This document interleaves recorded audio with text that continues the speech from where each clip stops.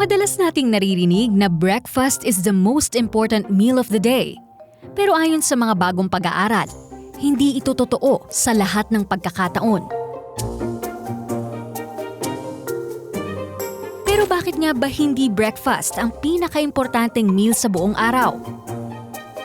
Ang paniniwalang tungkol sa kahalagahan ng almusal ay pinalaganap ng marketing campaigns noong 1940s. Ang ideya ng almusal bilang pinakamahalagang pagkain ay bahagi ng marketing campaign ng mga cereal companies at hindi ito base sa scientific studies.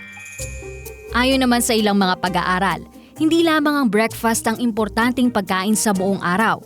Ito ay dahil sa hindi kinakailangan ang almusal para mapanatili ang energy levels sa buong araw.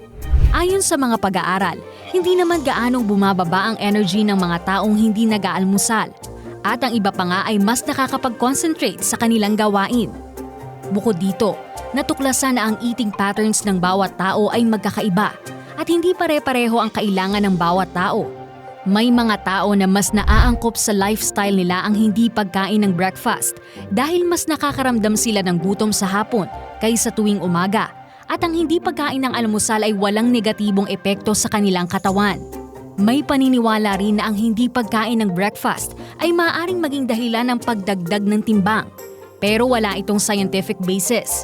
Sa mga bagong research, natuklasan na ang hindi pagkain ng almusal ay maaaring makatulong sa pagbabawas ng calorie intake at makatutulong sa ilang tao na magbawas ng timbang, lalo na sa mga sumusunod ng intermittent fasting diets.